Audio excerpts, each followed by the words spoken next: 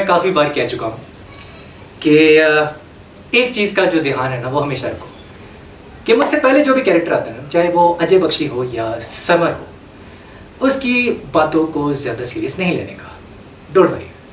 आज हम बात करने वाले हैं नेपोली के बारे में। बिल्कुल अजय बख्शी ने यहाँ पर सही कहा कि हम नेपोली के बारे में बात करने वाले हैं। एंड स्पेलेटी जो है वो एक अपनी लेगेसी क्रिएट कर रहा है, इसमें कोई शक नहीं है। Because right now Napoli is at the top of the table Serie A में, और ऐसा लग रहा है कि वो टाइटल के लिए फाइट कर सकते हैं इस सीजन। लास्ट टाइम जब उन्होंने पूरी फाइट दी थी एंड तक, वो था 2016-17 सीरिया आ का जो टाइटल था उसके अंदर। और 1990 से अगर मैं तुम्हें बताऊं तो वो टाइटल नहीं जीते हैं। उनका भी कुछ लिवरपूल जैसा ही हिसाब है।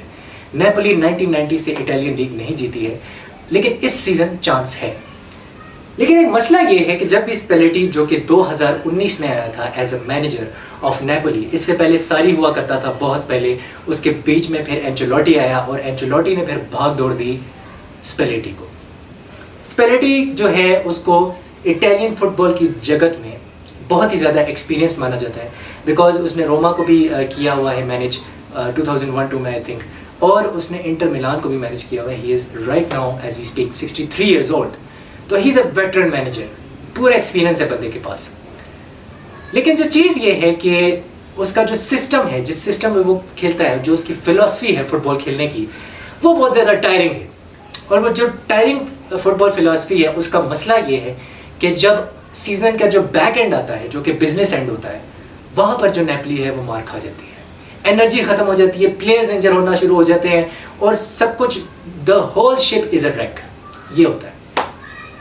तो आज हम थोड़ा सा टैक्टिक्स के अंदर जाते हैं, डीप एनालिसिस करते हैं और देखते हैं कि क्या होता है। सो एनालिसिस की तरफ बढ़ते हैं। स्पेलेटी की जो फुटबॉल है वो डिपेंड करती है कार्लो एंचेलोटी की जो गेम है, यानी कि उसमें एक वर्टिकलिटी लेके आता है। जो भी वो पोजीशन में जब होते हैं तो उसमें एक वर्टिकलिटी लेके आते हैं पासिस के अंदर। और जो सारी बॉल थी, जिसको सारी बॉल के कॉन्सेप्ट का पता है कि पास, प्रेस और साथ में पोजीशन को रखना, इन तीन चीज़ों की जब अमेलगमेशन होती है तो उसको कहते हैं सारी बॉल। और उसमें नंबर 6 जो है वो काफ़ी ज़्यादा इम्पॉर्टेंट होता है, जैसे जॉर्जिनियो था सारी के अंदर जब वो चेल्सी का मैनेजर था। सो अब सीन ये है कि नेपोली खेलती है 3-1-4-2 फॉर्मेशन में, 3-1-4-2 when they are in possession. और मोस्टली होता ये है कि लबोटका जो है वो एक डिफेंसिव मिडफील्डर होता है, he is the DM, and sometimes he tries to act like a regista. So वो डीप लाइन प्ले मेकर के तौर पे भी एज वर्क कर रहा होता है और आगे पासेस निकाल रहा होता है over the top, over the defence जो अपोजिशन का होता है। फिर उसके साथ हम देखते हैं कि विंग्स पे रूई होता है, यानी कि मारियो रूई, और राइट साइड पे होता है पोलिटा। तो ये दोनों जो हैं ये विड्थ प्रोवाइड करते हैं, एक हॉरिजॉन्टल विड्थ प्रोवाइड करते हैं और प्ले को स्ट्रेच करते हैं पिच के ऊपर। फिर हम देखते हैं कि ज़िएलिंस्की जो है वो हाफ स्पेस में आके ड्रिफ्ट करना शुरू हो जाता है।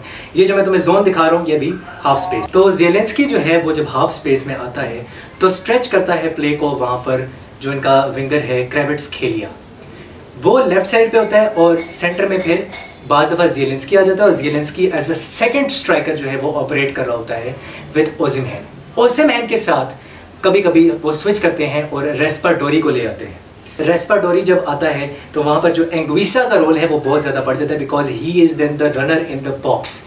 वो बॉक्स में रन्स मारता है और जोन 14 को, पिच के ऊपर एक इमेजिनरी जोन होता है, उसको कहते हैं जोन 14, ये जो मैं तुम्हें अभी दिखा रहा हूँ, उसको वो एक्सप्लॉइट करता है। जैसे जेरार्ड एक्सप्लॉइट किया करता था, जैसे लैम्पार्ड एक्सप्लॉइट किया करता था, उस तरह वो एक्सप्लॉइट करता है।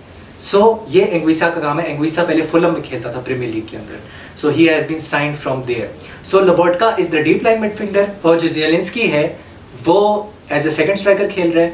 फिर उसके साथ एंग्विसा होगा और क्वेराट्सखेलिया नज़र आएगा। कभी कभी क्वेराट्सखेलिया अंदर ड्रिफ्ट इन करेगा, कभी कभी ऐसा होगा कि वो बाहर की तरफ he will go to the wings and he will cross the ball. और अभी तक एक रेवलेशन साइनिंग ली है क्वेराट्सखेलिया।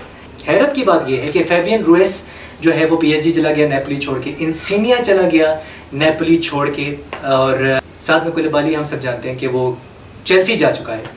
तो इतने बड़े जो 3 प्लेयर्स हैं उनको खो देने के बाद भी नेपोली इस वक्त टॉप ऑफ द टेबल है और एटलांटा के साथ फाइट कर रही है टाइटल रेस के अंदर। So this is amazing from हमारे बाबू हैं स्पेलिटी बाबू, तो वो एक बहुत ही बेहतरीन काम कर रहे हैं। तीसरा साल उनका चल रहा है, बल्कि चौथा स्टार्ट होने वाला है, and he is doing a phenomenal job. और कभी कभी ऐसा भी होता है कि एंडोम्बले जो कि इन्होंने स्पर्स से साइन किया है वो भी आता है, and he plays that Anguissa role. वो एक माजेला का रोल करता है, जो कि माजेला बोले तो एक नंबर 8 होता है जो कि आगे अटैक को ज्वाइन करता है और क्रिएट करता है, जिससे केविन डी ब्रुयना है सिटी के अंदर। सो जब ये डिफेंसिवली मैं अब बात करने जा रहा हूँ कि जब ऑफ द बॉल इनकी मूवमेंट्स होती हैं तो वो होता है 4-4-2, और उसमें ये बिल्कुल वर्टिकली कॉम्पैक्ट हो जाते हैं। स्पेस आपको मिलती है विंग्स के ऊपर, लेकिन ना आपको हॉरिजॉन्टल स्पेस मिलेगी ना आपको वर्टिकल स्पेस मिलेगी ड्यूरिंग देयर डिफेंसिव, जब ये इनकी ट्रांजिशन होती है उस टाइम पे।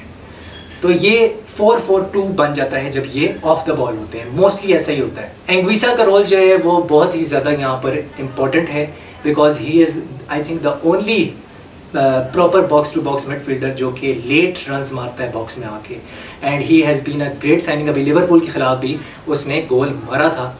सो ये है, तो वर्टिकलिटी है इनके प्ले के अंदर, थैंक्स टू कार्लो एंचेलोटी, और जो अभी नया मैनेजर ये जो है, जो इसको भी 3 साल हो गए हैं, स्पेलिटी ने उसी को अपना लिया है, और सारी बॉल को भी इन्होंने साथ में अपनाया हुआ है कि ये स्पेसेस को कम करने की कोशिश करते हैं ऑपोजिशन के लिए, और उनके लिए मुश्किल हो जाती है। और जब डिफेंड कर रहे हैं तो कॉम्पैक्टनेस, फुल कॉम्पैक्ट होंगे, तुम्हें कोई स्पेस नहीं मिलेगी, तुम कहीं से भी इनको नहीं पकड़ पाओगे, खास तौर पे मिडल ऑफ द पिच से। You can not track them and you can not catch them, you can not hurt them.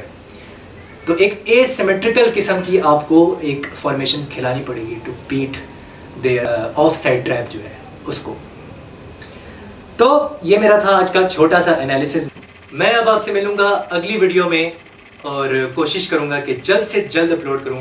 इस वीडियो के ऊपर फीडबैक ज़रूर देना, कमेंट सेक्शन के अंदर बिजलियां गिरा दो, कमेंट ज़रूर करना। So see you in the next video. अस्सलाम वालेकुम।